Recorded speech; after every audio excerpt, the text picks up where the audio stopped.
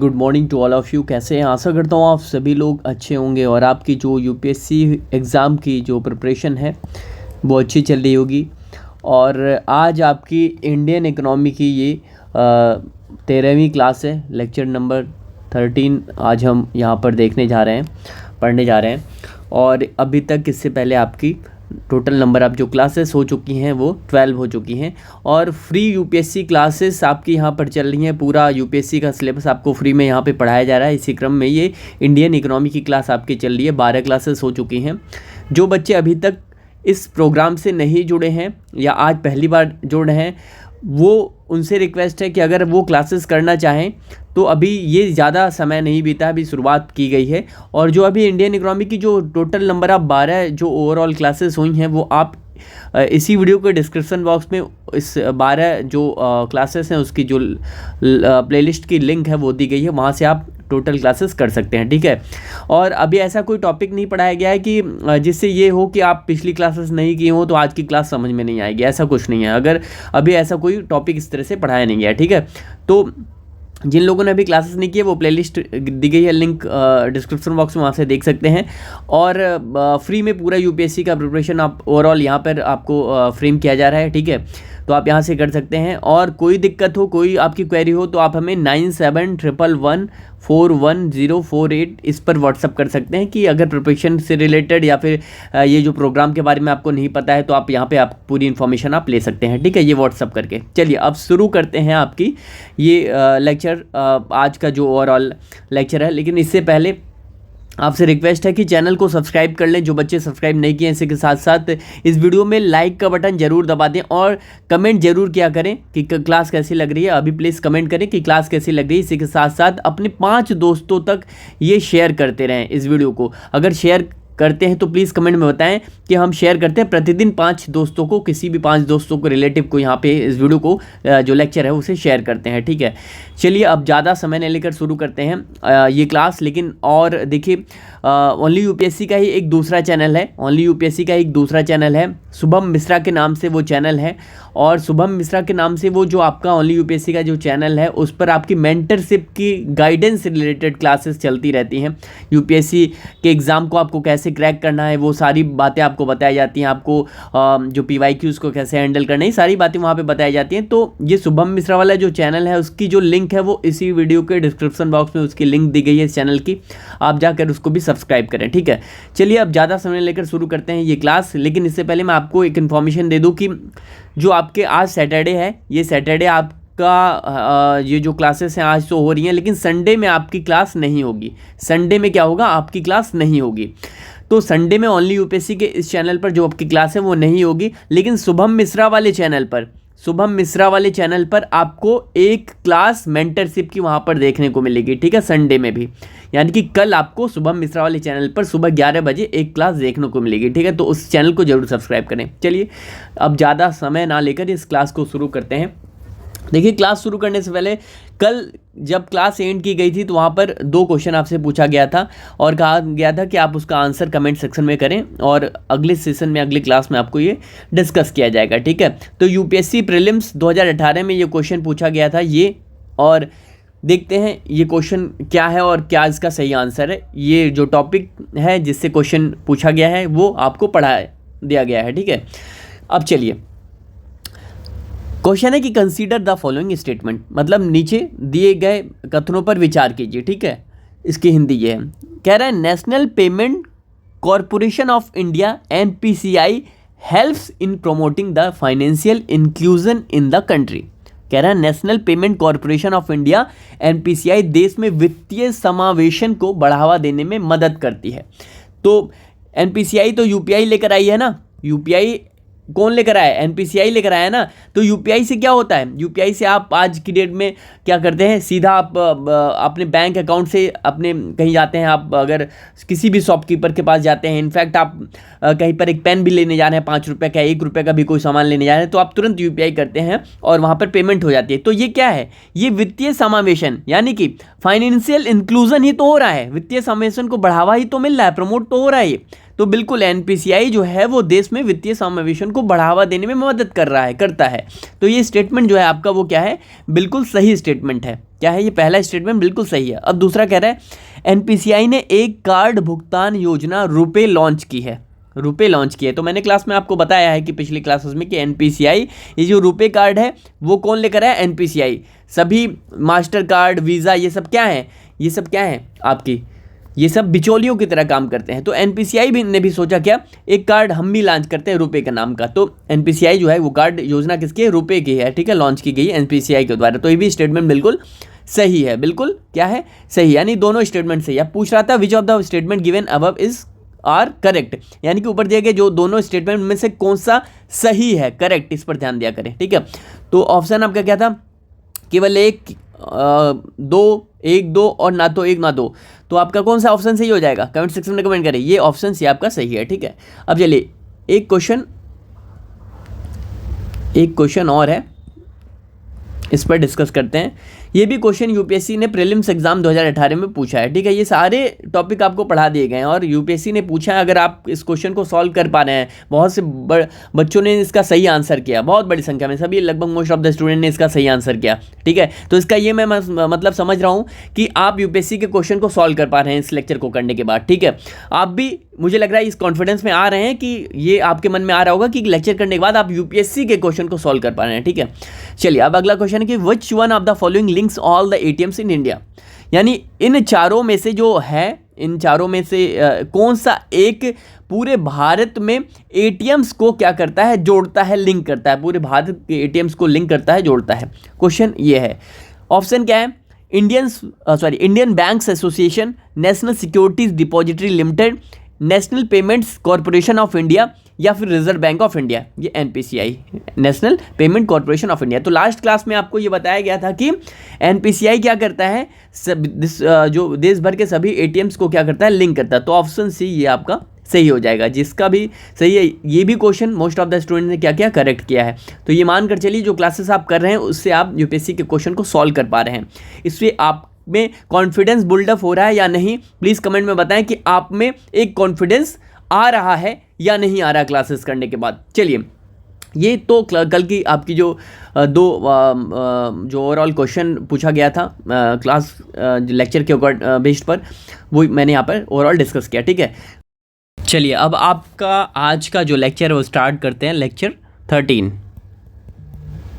13 start करते हैं आज का जो है। चलिए, मैंने आपको बताया कि माइक्रो एटीएम के बारे में से हम शुरू करेंगे। माइक्रो एटीएम के बारे में आज पढ़ेंगे। माइक्रो एटीएम जानते हैं, ये माइक्रो एटीएम क्या है। एटीएम तो लास्ट लेक्चर में हमने पढ़ा है, एटीएम्स के टाइप्स के बारे में, brown level ATM, white level ATM, bank level ATM, ये सारा हमने डिस्कस किया। इसी में डिस्कस किया था फिर वाइट लेवल एटीएम में किस तरह से ऑन टैपिंग लाइसेंसिंग सिस्टम वगैरह होता है, ठीक है। तो ये तो हमने लास्ट क्लासेस में डिस्कस किया था। अब देखते हैं माइक्रो एटीएम क्या है, ठीक है। देखिए, माइक्रो एटीएम वो आप ये कह सकते हैं देसी, आप बोलचाल की लैंग्वेज में, एक देसी जुगाड़ है। ये जो एटीएम, आप एटीएम में जाते हैं और एटीएम मशीन में अपना कार्ड डालते हैं और पैसे निकाल लेते हैं। तो ये तो आपका नॉर्मली आप एटीएम का प्रयोग करते हैं। लेकिन ये जो माइक्रो एटीएम वो एक प्रकार क्या है, देसी जुगाड़ है। क्या है, एक प्रकार का देसी जुगाड़ है। कैसे है मैं आपको बताता हूँ। देखिए, आप सभी जानते हैं कि भारत में छोटे छोटे कस्बे हैं और छोटे छोटे कस्बों में भी छोटे छोटे गांव हैं। तो छोटे छोटे उन गांव में बैंक जो है वो अपना क्या है, ब्रांच नहीं खोल पाती है, ठीक है। हर जगहों पर बैंक अपना ब्रांच नहीं खोल पाते, छोटे छोटे गांव हैं तो वहाँ पर उनका जो क्या होता है, ब्रांच नहीं होता है, ठीक है। तो ऐसी स्थिति में जो वहाँ के गांव वाले लोग हैं, जो विलेजर्स हैं, वो कैसे बैंकिंग सिस्टम से जुड़ेंगे, वो कैसे एटीएम का प्रयोग करेंगे। उन्हें तो दूर दराज जाना पड़ेगा एटीएम से पैसे निकालने के लिए, इस तरह से।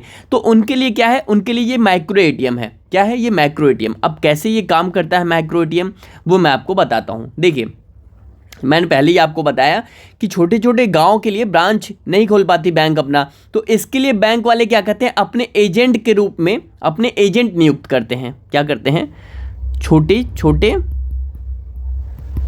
गांव में क्या होता है, गांव में बैंक क्या करती हैं, बैंक अपनी जो ब्रांच है अपनी ब्रांच क्या करती हैं, ब्रांच नहीं खोल पाती, नहीं खोल पाती।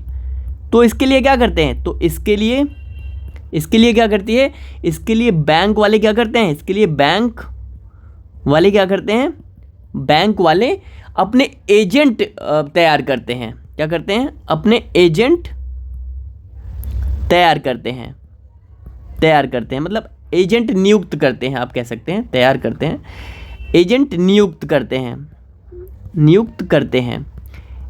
जिन्हें क्या बोला जाता है, जिन्हें क्या बोला जाता है, आप जिन्हें बोल सकते हैं बैंकिंग कॉरेस्पोंडेंट एजेंट बोल सकते हैं। क्या बोल सकते हैं, बैंकिंग कॉरेस्पोंडेंट एजेंट बोल सकते हैं, या फिर बैंक मित्र बोल सकते हैं, जिन्हें बैंक मित्र बोलते हैं। क्या बोलते हैं, बैंक मित्र, ठीक है, मित्र कहते हैं। अब देखिए ये जो बैंक मित्र हैं वो कैसे इन गांव वालों की सहायता करते हैं बैंकिंग सिस्टम से जोड़ने के लिए, एटीएम से इनको कनेक्ट करने के लिए, ठीक है। अब ये जो बैंक मित्र हैं, बैंक मित्र वो कैसे इनकी हेल्प करते हैं। तो ये जो बैंक मित्र हैं वो कौन होते हैं, जो बैंक मित्र हैं, जो बैंक जो आपकी है वो इनको कैसे अपॉइंट करती है। जैसे ये बैंक मित्र कौन बन सकता है, जैसे लोकल शॉपकीपर होते हैं, लोकल शॉपकीपर होते हैं आपके, ठीक है। और इसी के साथ साथ आप रिटायर्ड टीचर जो होते हैं, रिटायर्ड टीचर होते हैं, ठीक है, रिटायर्ड क्या होते हैं, टीचर होते हैं, मतलब रिटायर होकर जो टीचर होते हैं। और इसी के साथ साथ आपके रिटायर्ड पोस्टमैन होते हैं। तो इन सब जो लोग रिटायर्ड हो जाते हैं, लोकल शॉपकीपर, इनको बैंक मित्र बना देती है, बैंक काम दे देती है, एजेंट बना लेती है, और एजेंट बना लेती है। तो एजेंट बना लेती है। अब एजेंट ये बनकर क्या काम करते हैं, कैसे काम करते हैं, तो आप देखिए इनके पास क्या होता है, इनके पास एक छोटी सी मशीन होती है। जो बैंक मित्र होते हैं आपके, बैंक मित्र, इनके पास एक छोटी सी मशीन होती है, ठीक है। अब ये जो छोटी मशीन है वो माइक्रो एटीएम कहलाती है, इस प्रकार से कुछ होती है। ये जो छोटी मशीन इनके पास क्या होती है, ये इनके पास एक छोटी मशीन होती है, इस प्रकार से वो हाथ में लेकर चलते हैं, ठीक है। ये कहीं इंस्टॉल नहीं होता है, ये हाथ में लेकर आप घूमते हैं, जैसे सेलफोन की तरह ये हाथ में लेकर घूमा जा सकता है। तो ये जो बैंक मित्र होते हैं उनके पास एक छोटी सी मशीन होती है, ठीक है। अब इस मशीन में क्या करते हैं ये लोग क्या करते हैं, ये लोग गांव वगैरह में घूमते हैं, ठीक है, गांव वगैरह में क्या करते हैं, घूमते हैं। मान लेते हैं कि ये क्या है, ये जो जेठालाल है ये एजेंट है, कौन है, लोकल शॉप की, आप ये मान कर चलते हैं कि ये बैंक मित्र है, बैंक मित्र। ये जो जेठालाल है इस व्यक्ति का नाम, ये बैंक मित्र है। क्या है, बैंक मित्र कौन है, वही बैंकिंग कॉरेस्पोंडेंट एजेंट है, ये मान लीजिए एजेंट है, बैंक मित्र है, जो भी कह लीजिए। तो ये जेठालाल क्या है, बैंक मित्र है। अब ये जेठालाल गांव में क्या करेगा, गांव में घूमेगा, ठीक है। और जिनको पैसे निकालने होंगे अपने बैंक से, या फिर पैसे जमा करने होंगे, क्या करने होंगे, जिनको अपने पैसे बैंक से निकालने होंगे अकाउंट से, या फिर बैंक से जमा करने होंगे, तो उनको, मतलब ये मानकर चलिए कि ये गांव की एक सदस्य है, ये गांव की एक सदस्य हैं। इनको क्या करना है, इनको अपने अकाउंट से पैसे निकालने हैं, लेकिन एटीएम तो बहुत दूर है, गांव में है नहीं, बहुत दूर दराज है। तो अब ये क्या करेंगे, तो ये क्या है, जेठालाल गांव वगैरह में घूमते रहते हैं, एजेंट जो है बैंक के वो गांव में घूमते रहते हैं, ये बैंक मित्र। ये क्या करेगा, जो जेठालाल है वो अपनी मशीन लेकर कहाँ पहुँचेगा, ये जो अपनी मशीन है वो लेकर कहाँ पहुँचेगा, वो इनके पास पहुँचेगा, ठीक है, इनके पास पहुँचेगा ये जेठालाल अपनी मशीन लेकर। और इनको अगर पैसे निकालने होंगे, इनको अपने अकाउंट से पैसे निकालने होंगे तो क्या करेगा, तो ये जेठालाल क्या करेगा, तो ये जो मशीन जेठालाल के हाथ में होगी, यहाँ पर क्या करेगा, इनका जो थंब होगा, जो उंगली होगी यहाँ पर क्या करेगा, यहाँ पर इनकी उंगली स्कैन करेगा, थंब यहाँ पर लगवाएगा, ठीक है। यहाँ पर जैसे ही ये जो सदस्य हैं गांव की, जैसे ही वो अपनी थंब लगाएंगी, इनकी पूरी डिटेल, अकाउंट की डिटेल यहाँ पर उसके सामने आ जाएगी कि कितने पैसे अकाउंट में हैं, क्या है, किस हिसाब से हैं, ठीक है। उसके बाद जब जेठालाल को पता चल जाएगा इनके अकाउंट में इतने पैसे हैं, ये हैं, मान लेते हैं इनके अकाउंट में मान लेते हैं कि 5,000 रुपये हैं, और ये चाहती हैं, इनके अकाउंट में 5,000 रुपये हैं, और अगर ये चाहती हैं यहाँ पर 2,000 रुपये इस अकाउंट से निकालना, तो ये जेठालाल क्या करेगा, अपने जेब से, यहाँ अब ये जो मशीन है इतनी छोटी मशीन है, तो इसमें तो पैसे होंगे नहीं, कि इसमें कैसे पैसे भरे जाएंगे, इसमें तो होंगे नहीं, तो इसमें कोई पैसे नहीं होते हैं, बल्कि यहाँ पे क्या होता है, ये थंब लगाना होता है, जिसको भी निकालना होता है पैसे गाँव वालों को। यहाँ पर जेठालाल क्या करेगा, इसके लोगों के थंब लगवाएगा और उनका अकाउंट डिटेल सारा सामने आ जाएगा, और जितने पैसों की ज़रूरत होगी उनको, 2,000 रुपये, जैसे ये सदस्य जो हैं गाँव की, वो 2,000 रुपये अपने अकाउंट से निकालना चाह रही हैं, तो ये क्या करेगा, यहाँ पर अपने जेब से निकाल कर क्या करेगा जेठालाल, अपनी जेब से निकाल कर क्या करेगा जेठालाल, ये 2,000 रुपये इनको दे देगा। ठीक है, ये जो एजेंट है जेठालाल, वो क्या करेगा, 2,000 रुपये यहाँ पर दे देगा इनको अपनी जेब से निकाल कर, और आगे बैंक में जाकर क्या करेगा, ये जो सारी डिटेल है इनके अकाउंट की वो अपडेट करा देगा। ठीक है, तो ऐसे लोगों के लिए जो यही क्या है, यही माइक्रो एटीएम है। क्या है, यही क्या है, माइक्रो एटीएम है। ठीक है, अब ये सब नेटवर्किंग का काम जो है वो कैसे होता है, ये आप सोच रहे होंगे कि जो ये मशीन है वो कैसे काम करती है। तो ये जो मशीन है वो AEPS के थ्रू काम करती है। मैंने पढ़ाया है ये आपको लास्ट क्लासेस में, आधार इनेबल्ड पेमेंट सिस्टम के द्वारा। किसके द्वारा, यहाँ पर आधार इनेबल्ड पेमेंट सिस्टम। जो अकाउंट है यहाँ पर आप सभी लोगों का, या फिर इनका जो अकाउंट होगा वो आधार से जुड़ा होगा, और जैसे ही ये अपना थंब लगाएंगी, अपना अंगूठा लगाएंगी, वैसे आधार इनेबल्ड पेमेंट सिस्टम के द्वारा इनकी बैंक डिटेल क्या है, सारे सामने आ जाएगी। ठीक है, तो अब क्या होगा, वही होगा कि जेठालाल जो एजेंट है वो इन्हें अपने जितना भी ये चाहेंगे, अपने इनके अकाउंट में अगर 5,000 रुपये होगा, अगर 5 पूरा निकालना चाहेंगे तो जेठालाल इन्हें पूरा दे देगा, 2 निकाल, जितनी भी अमाउंट इनको चाहिए होगा जेठालाल अपनी जेब से निकाल कर दे देगा, और जाकर बैंक में फिर जिन लोगों का इस तरह से काम करवाया होगा, फिर जाकर बैंक में क्या करेगा, वो वहाँ पर उनको उनकी डिटेल अपडेट करा देगा कि इनके अकाउंट से इतने पैसे निकाले गए, इसने करेगा। ठीक है, अब ये तो पैसे निकालने की बात रही। अगर ये सदस्य हैं, इनको अगर पैसे जमा भी करने होंगे तो भी ऐसा ही काम होगा। क्या होगा, ये अपना थंब लगाएंगी और वहाँ डिटेल आ जाएगी, ये अपना पैसा जो है, अगर मान लीजिए इनको जमा करना है 2,000 रुपये इनको जमा करना है, तो जेठालाल को 2,000 रुपये दे देंगी, और ये बैंक में जाकर जेठालाल इसको अपडेट करा देगा इनके अकाउंट में। ठीक है, तो ये क्या है, ये माइक्रो एटीएम है, देसी जुगाड़ एक तरह का है। ठीक है, अब ये नेटवर्किंग कैसे काम करता है, किस पर काम करता है ये नेटवर्किंग, वो AEPS, मैंने पहले बताया आपको किस पर काम करता है, नेटवर्किंग AEPS, किस पे, आधार इनेबल्ड पेमेंट सिस्टम इसको संभालता है। ये जो माइक्रो एटीएम है वो कौन संभालता है, AEPS संभालता है, आधार इनेबल्ड पेमेंट सिस्टम संभालता है। ठीक है, तो मुझे उम्मीद है आप माइक्रो एटीएम को अच्छे से समझ गए होंगे। ठीक है, माइक्रो एटीएम को अच्छे से समझ गए होंगे। तो ये जो बैंक मित्र है वो कैसे काम करते हैं, आप माइक्रो एटीएम कैसे वर्क करता है, ये मैकेनिज्म आपको इजीली डाइजेस्ट हो गया होगा, समझ में आ गया होगा। ठीक है, तो चलिए अब मतलब ये बैंक मित्र की सहायता से क्या होता है, बैंक मित्र की सहायता से क्या है, माइक्रो एटीएम क्या है, एटीएम कार्य करता है। ठीक है, अब कॉन्सेप्ट तो आप समझ लिए हैं, इसे आसान भाषा में अपनी लैंग्वेज में जो मैंने आपको बोला वो लिखते चलें। अब देखिए, जब मैं बोलता हूँ आपको कि इसे इजी लैंग्वेज में अपनी भाषा में आप लिखते चलें, तो आप एक बात समझिए।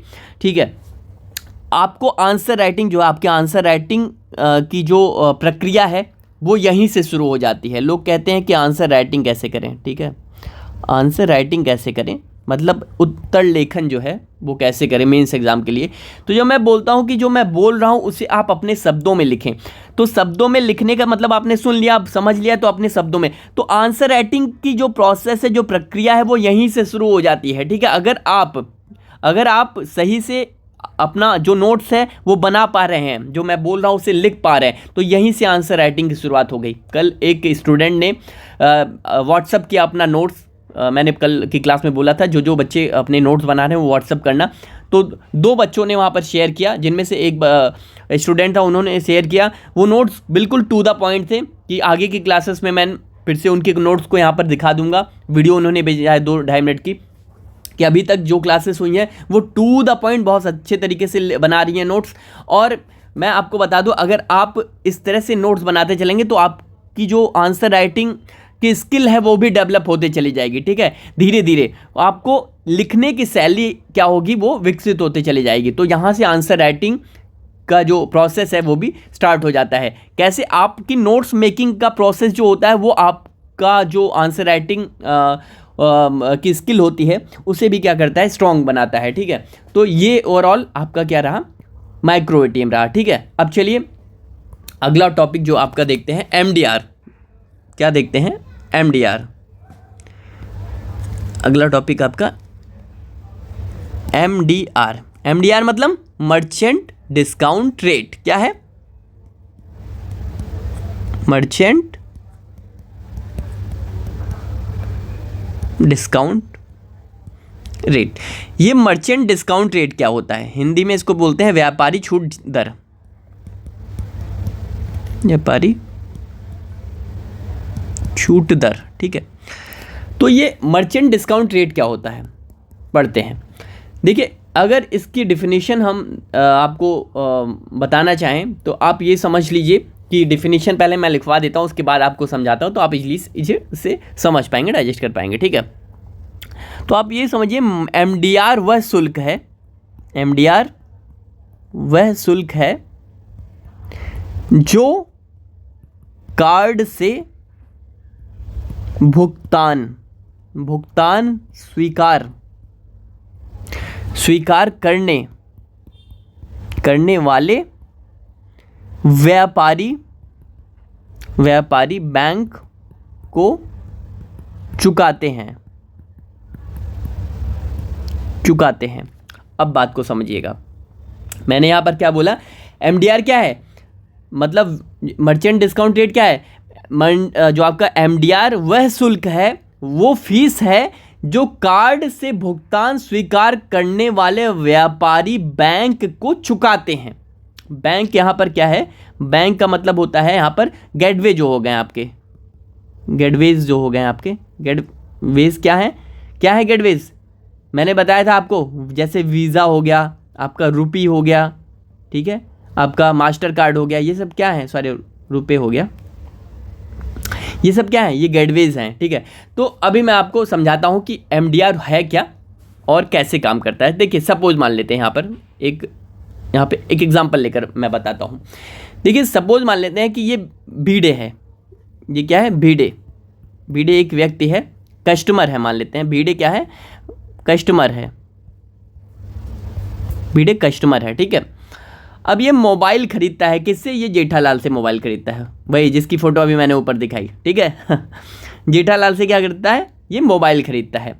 तो जब मोबाइल खरीदता है जेठालाल से, तो पेमेंट किससे कर रहा है? भिड़े कार्ड से कर रहा है, डेबिट कार्ड से कर रहा है पेमेंट। अब जो पेमेंट जेठालाल को करेगा भिड़े, वो पेमेंट, उस पेमेंट पर जेठालाल को क्या होगा? जेठालाल को बैंक को 1 से 3% तक फीस देनी पड़ेगी। बात को समझिएगा। जैसे ये क्या है?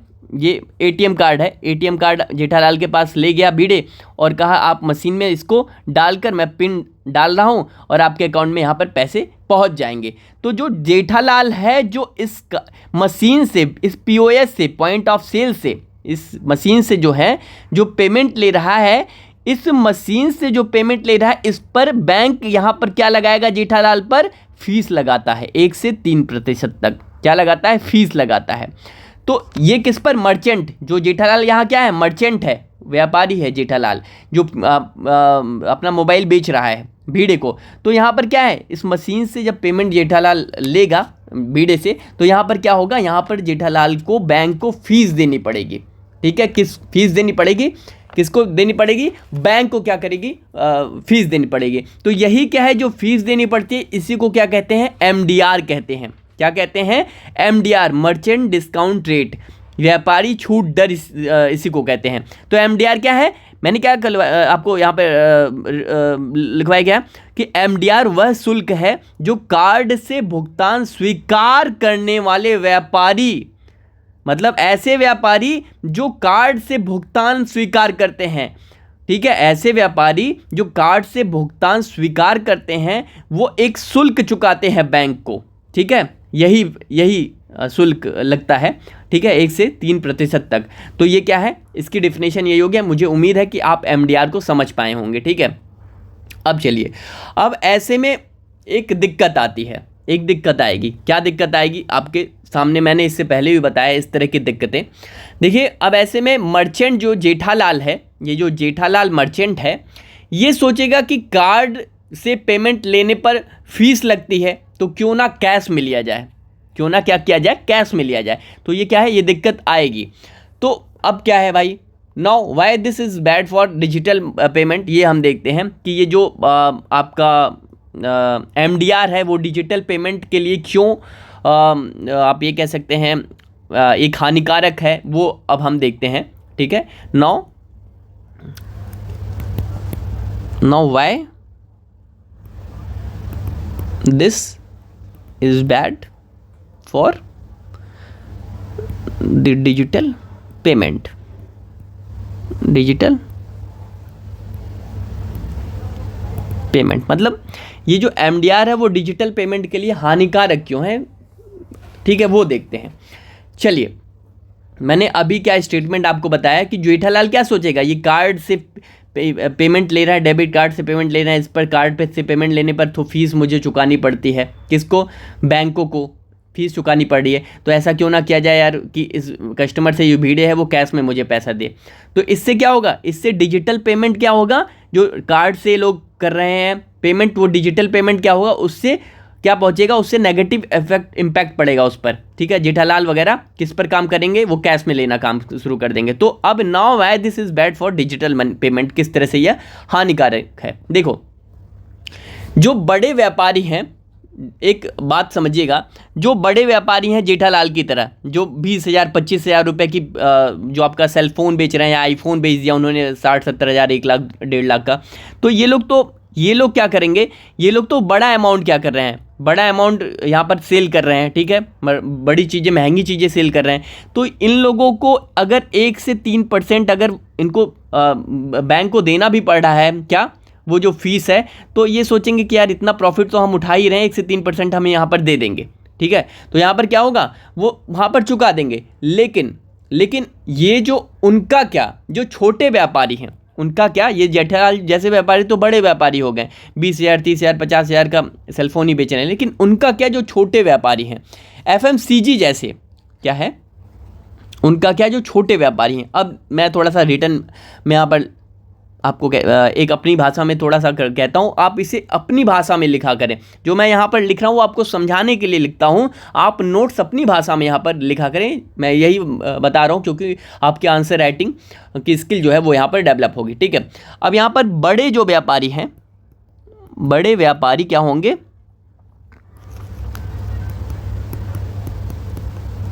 जो मर्चेंट, ऐसे मर्चेंट जो बड़े अमाउंट में डील करते हैं। तो जो बड़े व्यापारी हैं जो भुगतान यानी पेमेंट, भुगतान मान लेते हैं 20,000 30,000 इस तरह का इत्यादि, बड़े व्यापारी जो भुगतान 20,000 30,000 इत्यादि का ले रहे हैं, मतलब पेमेंट जो ले रहे हैं इसका, तो कार्ड से क्या होगा, कार्ड से तो क्या होगा, कार्ड से तो उन्हें तो पहले ही प्रॉफिट मिल जा रहा है, प्रॉफिट मिल जाता है। कैसे, जैसे मैंने अभी बताया 20-30 हज़ार रुपये 50 हज़ार की वो तो पेमेंट एक बार में करवा रहे हैं, तो उन पर अगर कोई फीस 2-3% की लग रही है तो उन्हें कोई ज़्यादा मायने नहीं रखता। ठीक है, तो उनका क्या, उन पर सेल करने पर उन्हें ज़्यादा प्रॉफिट मिल जाता है, तो उन्हें पहले ही प्रॉफिट मिल जाता है। तो उन्हें क्या होगा, इन्हें ज़्यादा फर्क नहीं पड़ेगा, ज़्यादा फर्क नहीं पड़ेगा। लेकिन किसको फर्क पड़ेगा, आप समझिएगा। लेकिन छोटे व्यापारी क्या करेंगे, तो भाई ये जो छोटे व्यापारी हो गए, जैसे FMCG, ठीक है, FMCG मतलब जो सोप टूथपेस्ट ऐसे बेचने वाले व्यापारी, साबुन और टूथपेस्ट वगैरह जो बेचते हैं, ऐसे FMCG वाले व्यापारी इन्हें FMCG बोलते हैं। ठीक है, FMCG या फिर आइसक्रीम वाले, आइसक्रीम वेंडर जो हो गए, मर्चेंट हो गए। ठीक है, आइसक्रीम मर्चेंट, ये लोग तो छोटी छोटी चीज़ें बेचते हैं ना। इन सब लोगों को क्या होता है, 10 रुपये की चीज़ अगर ये बेच रहे हैं तो उसमें कितना 50 पैसे 1 रुपये का मार्जिन इनको मिलता है, प्रॉफिट मार्जिन मिलता है। ठीक है, तो ये जो प्रॉफिट मार्जिन इनको मिलता है, तो ऐसे में इनसे मर्चेंट डिस्काउंट रेट MDR लिया जा रहा हो, MDR के नाम पर पैसा काटा जाए, तो इनका क्या होगा, तो ऐसे में ये शॉपकीपर जो मशीन है उसका प्रयोग तो करेंगे ही नहीं, जो मशीन मैंने बताया जिस पर एमडीआर कटता है तो ये तो प्रयोग करेंगे नहीं। तो ऐसे में क्या होगा, अब ऐसे में क्या होगा, अब जब मशीन ये लोग क्या करेंगे, नहीं लगाएंगे, क्या करेंगे, छोटे व्यापारी क्या करेंगे, जो आइसक्रीम मर्चेंट हैं ये सब क्या है, इन पर यदि क्या है, यदि एमडीआर लगाया जा रहा है, मर्चेंट डिस्काउंट रेट, वही जो फीस लगाई जा रही है एमडीआर लगाया जाता है, तो ये क्या करेंगे, ये जो आपका पीओएस हो गया, मशीन का प्रयोग नहीं करेंगे, POS point of sale machine का प्रयोग नहीं करेंगे, मशीन का प्रयोग नहीं करेंगे। तो ये क्या करेंगे, कैश में लेंगे, नहीं करेंगे। और क्या करेंगे, अब आगे क्या होगा, अब आगे ये होगा कि ये क्या करेंगे, ये कैश में चीज़ों को लेना शुरू कर देंगे। अब मशीन नहीं लगाएंगे तो भीड़े जैसे कस्टमर क्या करेंगे, अब जब ये लोग आपका कैश नहीं लेंगे, सॉरी मशीन नहीं लगाएंगे, तो भीड़े जैसे कस्टमर क्या करेंगे, भीड़े जैसे कस्टमर इनको क्या करेंगे, इनको पेमेंट किस में करेंगे, कैश में। भीड़े जैसे कस्टमर इनको कैश में पेमेंट करेंगे, कैश में क्या करेंगे, कैश में पेमेंट करेंगे, ठीक है। अब जब कैश में पेमेंट करेंगे तो यहाँ पर क्या होगा, यहाँ पर ब्लैक मनी बननी शुरू हो जाएगी। मर्चेंट के पास क्या होगा, जो शॉपकीपर है, मर्चेंट है, उसको ब्लैक मनी बनाने का ऑप्शन खुल जाएगा। तो यहाँ पर क्या होगा, यहाँ पर ब्लैक मनी मार्केट में आनी शुरू हो जाएगी। यहाँ पर क्या होगा, ब्लैक मनी मार्केट में आनी शुरू होगी। जब ब्लैक मनी मार्केट में ऑप्शन खुल जाएगा तो फिर करप्शन शुरू हो जाएगा। तो अब क्या होगा, अब now as a result very few people adopt MDR in card payment. बात को समझिएगा। अब ऐसे में क्या हुआ, कार्ड पेमेंट के थ्रू पैसे बहुत कम लोग एक्सेप्ट करना शुरू कर देंगे, ठीक है। ऐसे में क्या होगा, ऐसे में क्या हुआ, यहाँ पर जब एमडीआर फीस लगने लगी तो लोग क्या, पीओएस मशीन जो है, जो मशीन उसका प्रयोग कम करने लगेंगे। अब ऐसे में क्या हो, जब मशीन का प्रयोग कम होगा, पीओएस मशीन का प्रयोग कम होगा तो क्या होगा, मशीन का प्रयोग कम होगा तो क्या होगा, तो ये जो कंपनियां हैं, ये जो कंपनियां हैं कौन सी, वीज़ा वाली, मास्टर कार्ड वाली, और ये सारी कंपनियां क्या है, अपनी एमडीआर बढ़ा देंगे एमडीआर। मतलब जब यूज़, वैसे ही लोग क्या कर रहे हैं, उसका प्रयोग नहीं कर रहे हैं, तो इसका प्रयोग अगर करेंगे तो इस पर फीस क्या करेंगे, एमडीआर बढ़ा देंगे, मतलब इस पर एमडीआर फीस बढ़ा देंगे, ठीक है। एमडीआर जो फीस है वो बढ़ा देंगे। तो अब इससे क्या होगा, फिर वही चक्र चलता रहेगा कि फिर लोग, और भी कम लोग क्या करेंगे, डिजिटल पेमेंट का प्रयोग और कम लोग करने लगेंगे, और जो मर्चेंट है वो एक्सेप्ट ही नहीं करेंगे, पेमेंट कार्ड वगैरह से लेंगे ही नहीं। तो इससे क्या होगा, ये दिक्कत बढ़ती चली जाएगी। तो अब ऐसे में क्या हुआ, अब इसके लिए क्या हुआ, इसके लिए आरबीआई ने कुछ कदम उठाए। अब इसके लिए आरबीआई ने कुछ कदम उठाए, कुछ स्टेप्स लिए, कदम उठाए। किसके थ्रू, क्यों आरबीआई क्यों कदम उठाएगा, क्योंकि आरबीआई को किस एक्ट के थ्रू पावर मिली है, कमेंट सेक्शन में बताएं। मैं बार बार चीख कर बता रहा हूँ, आरबीआई को payment and settlement system act 2007 के थ्रू पावर है रेगुलेट करने का। किसको, आरबीआई कदम उठाएगा, कुछ कदम उठाएं, किसके थ्रू, यहाँ पर आपका पेमेंट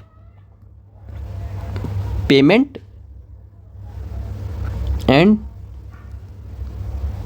सेटलमेंट सिस्टम एक्ट 2007। इसकी हिंदी मैं बार बार इससे पहले बोलता रहता हूँ, इसकी हिंदी कमेंट सेक्शन में कमेंट करें और अपने नोट्स में भी लिखते चलें, ठीक है। तो payment and settlement system act 2007 के थ्रू आरबीआई को रेगुलेट करने की पावर है। तो इसके लिए एक कदम उठाया। क्या कदम उठाया आरबीआई ने, आरबीआई ने क्या कदम उठाए, ये जो कदम है क्या उठाए, वो आरबीआई ने बोला कि भैया एमडीआर जो है वो 2%, जो एमडीआर फीस 1 से 3% लगती है ना, 1 से 3% जो एमडीआर फीस लगती है, जो मर्चेंट जो है जो पे करता है किसको, बैंकों को, और ये जो आपकी बैंकों को और ये जो कंपनियों को बैंक और कंपनियों को, वीज़ा मास्टर कार्ड वाली कंपनियों को जो पे करता है मर्चेंट, वो अब 1 से 3% जो पहले था वो क्या हो गया, अब आरबीआई ने कहा कि वो 1 से 3% अब आपको मर्चेंट को नहीं देना होगा, अब मात्र 0.9% देना होगा। बात को समझिएगा। आरबीआई ने क्या कहा, आरबीआई ने कहा कि अब आरबीआई बोला, अब आरबीआई ने घोषणा की। देखिए मैंने जब यहाँ पर लिख देता हूँ अब आरबीआई ने बोला, तो इसे अपने शब्दों में इसे सही करते हुए लिखा करें। मैं तो यहाँ पर पढ़ाने के लिए आपको इजी लैंग्वेज में बताता हूँ, लेकिन आप जैसे अभी मैं यहाँ पर लिखने जा रहा था, अब आरबीआई ने बोला, लेकिन बोला नहीं, अब आरबीआई ने घोषणा की। ठीक है, घोषणा की कि क्या है कि जो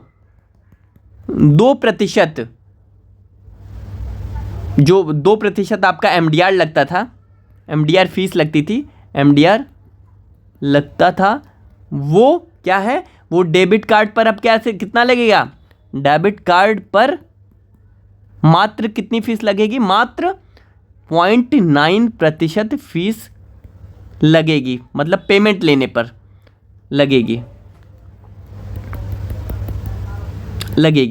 तो यहाँ पर क्या है, अब ये जो मैं आंकड़े आपको लिखवा रहा हूँ 2%, 9.9, ये इंपॉर्टेंट नहीं है, मतलब ये कोई इसका महत्व नहीं है। ठीक, बस आप ये समझिए आरबीआई ने क्या किया, इसको कम किया, बस इतना आपके कॉन्सेप्ट के लिए। मैं इसको कोई याद करने की ज़रूरत नहीं है, 2% से 0.9% जो फीस कर दिया, इसको कोई भी आपको यहाँ पर लर्न करने की ज़रूरत नहीं है। ठीक है, तो 0.9% इसको कर दिया आरबीआई ने। ठीक है, अब इससे क्या हुआ, यानी अब मर्चेंट को एमडीआर कम लगेगा। ठीक है, क्या होगा, एमडीआर जो है, एमडीआर मर्चेंट पर कम लगेगा,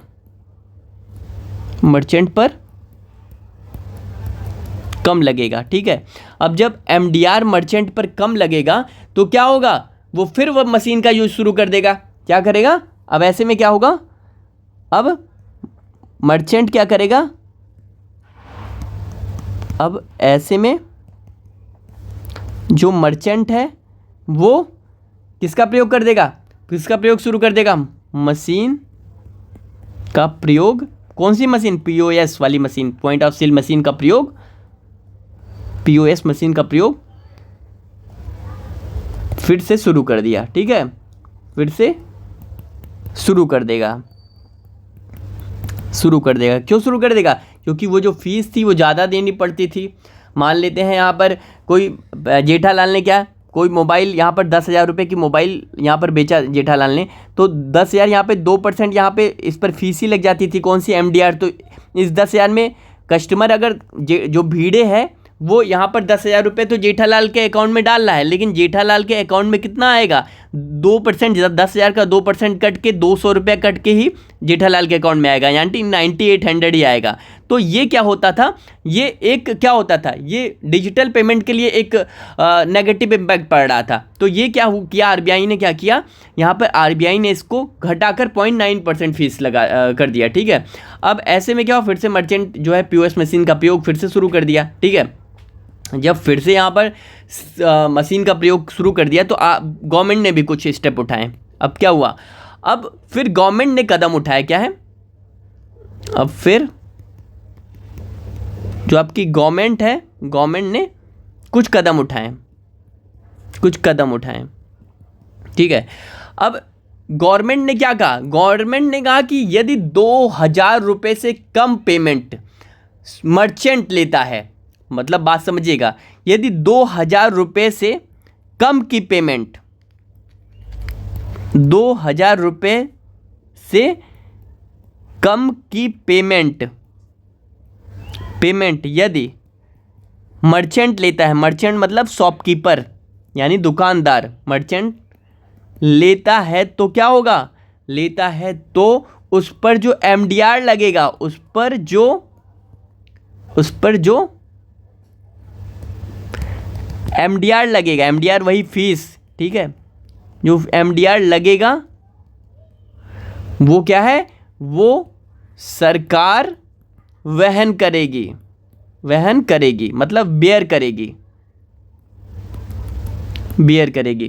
तो अब क्या कर दिया, यहाँ पर तो क्या था, यहाँ पर आरबीआई ने इसको कम किया था। आरबीआई ने क्या किया था, ये जो फीस थी एमडीआर फीस जो लगती थी मर्चेंट डिस्काउंट रेट, वो 0.9 कर दिया था। फिर सरकार ने इसको क्या किया, सरकार ने इसको कहा कि अब जो है 2000, अगर कोई जैसे ये जेठालाल है, जेठालाल है और ये भिड़े है, भिड़े कोई सामान खरीद रहा है और वो सामान जो भिड़े खरीद रहा है वो यहाँ पर 2000 रुपये से कम का सामान है, तो जो यहाँ पर जेठालाल जो पीओएस यानी पॉइंट ऑफ सेल इस मशीन से जो पेमेंट लेगा, यानी डेबिट कार्ड यहाँ पर अपना देगा भिड़े, और ये जेठालाल क्या करेगा यहाँ पर पिन मतलब इस मशीन से यहाँ पर पेमेंट लेगा। तो अगर 2000 रुपये से कम की पेमेंट ये जेठालाल ले रहा है, ठीक है, जेठालाल 2000 से कम की पेमेंट ले रहा है, तो ऐसे में इसको कोई फीस देने की ज़रूरत नहीं पड़ेगी। इसको जो एमडीआर फीस लगता था वो माफ़ कर दिया।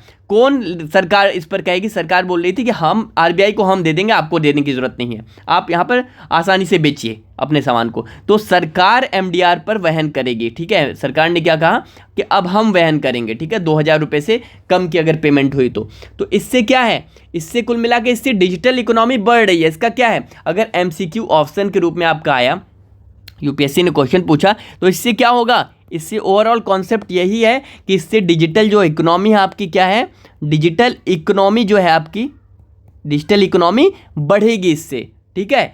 तो to increase digital payment system, यानी या फिर आप ये कह सकते हैं कि डिजिटल पेमेंट सिस्टम को बढ़ावा देने के लिए, ऑन जो आप डिजिटल मतलब डिजिटल जो भुगतान करते हैं आप, जैसे आप कार्ड से करते हैं, पेटीएम से करते हैं, यूपीआई से करते हैं, तो इन सब को बढ़ावा देने के लिए क्या हुआ, ये सारी चीज़ें करी गई, ठीक है, डिजिटल इकोनॉमी को बढ़ावा देने के लिए। तो ओवरऑल अगर ये कॉन्सेप्ट क्या है कि डिजिटल इकोनॉमी को बढ़ावा मिल सके, ठीक है।